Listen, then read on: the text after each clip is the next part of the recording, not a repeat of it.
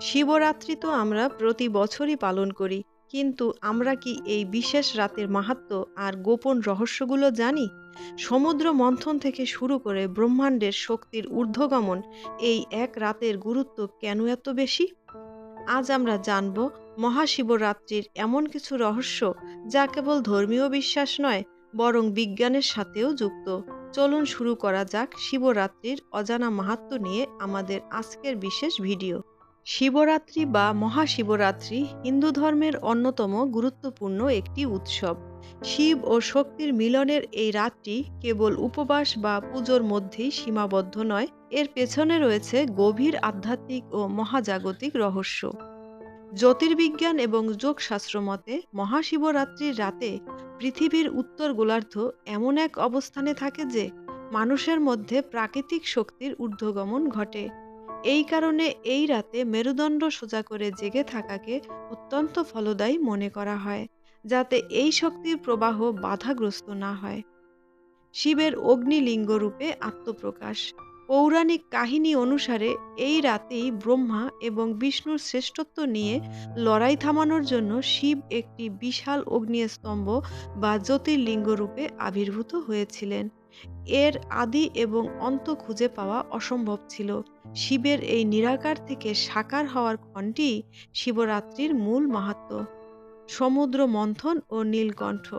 অনেকে মনে করেন শিবরাত্রি মানেই শিব পার্বতীর বিয়ে, কিন্তু আরেকটি মত অনুসারে সমুদ্র মন্থনের সময় যখন ভয়ঙ্কর বিষ উঠে আসে যা সৃষ্টি ধ্বংস করতে পারত, তখন শিব সেই বিষ পান করে নীলকণ্ঠ হয়েছিলেন। বিষের জ্বালা কমাতে দেবতারা রাতভর শিবের মাথায় জল ঢেলেছিলেন এবং তাকে জাগিয়ে রেখেছিলেন, যা শিবরাত্রি জাগরণের একটি অন্যতম কারণ। চারটি প্রহরের বিশেষ পূজা।